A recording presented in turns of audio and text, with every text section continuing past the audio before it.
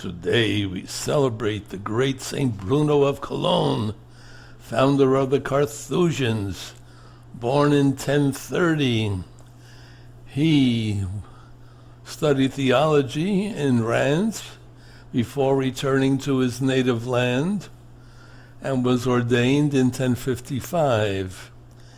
He then went back to Cologne, became head of the school he attended, and in 1057 entered the religious life.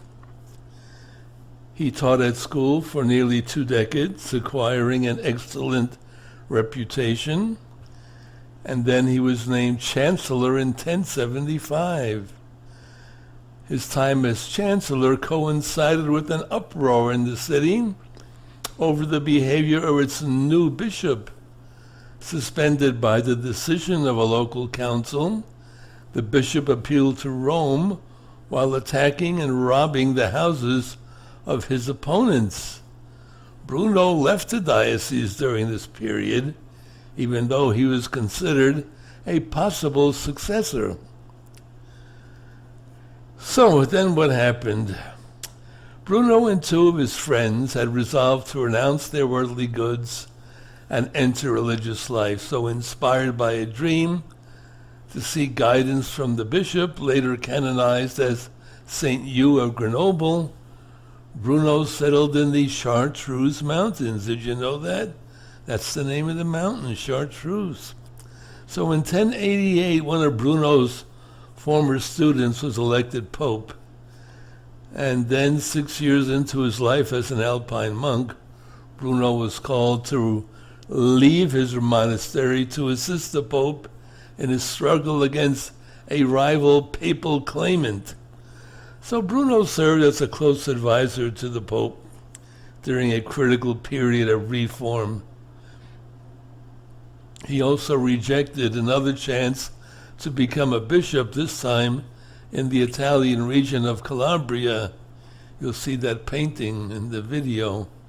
And while he obtained the Pope's permission to return to monastic life, he was required to remain in Italy to help the Pope. During the 1090s, Bruno befriended Roger of Sicily and Calabria, who granted land to his group of monks and enabled the founding of a major monastery. The monks were known for their strict practice of asceticism, poverty, and prayer, and their unique organizational form combining the solitary life of hermits with the collective life of more conventional monks. He died October 6, 1101, after making a notable profession of faith. He gave particular emphasis to the doctrine of Christ's Eucharistic presence, which had already begun to be questioned in parts of the Western Church. I believe, he said, in the sacraments that the Church believes and holds in reverence, and especially that what has been consecrated on the altar is the true flesh and true blood of our Lord Jesus Christ. Veneration of St. Bruno was given approval in 1514 and extended throughout the Latin Rite in 1623. More recently, his Carthusian order was the subject of a 2006 documentary titled Into Great Silence. So there you are, St. Bruno. He was humble, he was holy.